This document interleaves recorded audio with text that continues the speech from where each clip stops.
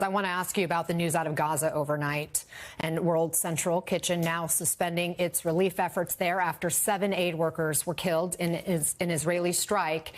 You wrote on Twitter this morning that Israel has killed more than 400 aid workers in 6 months. That's not an accident. You write no more aid for Netanyahu's war machine. Forgive me, 200 aid workers killed in the last 6 months. So what should the U.S. do?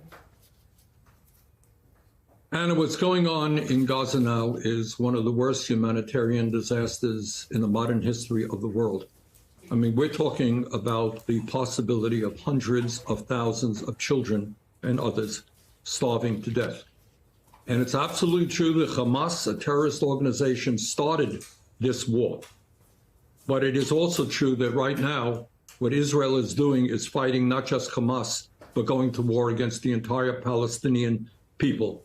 And this World Central Kitchen horror is just one part of what the Netanyahu war machine is doing. And in my view, the United States should not be giving another nickel to Israel to continue this terrible war against the Palestinian people. If you could sit down face to face with Netanyahu today, what would you say to him? Stop murdering innocent people. 2/3 of the people who have been killed, the over 32,000 people have been killed, Anna, are women and children.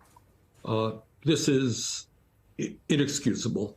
And we're talking about 70% of the housing units in Gaza that have been destroyed or damaged. We're talking about 1.8 million people who have been displaced, thrown out of their homes. We're talking about people who today don't have food, don't have water, don't have medical supplies, don't have fuel. It is horrible. It is inexcusable.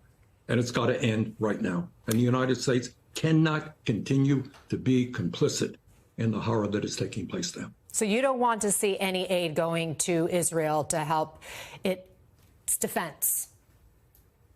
It's not defense.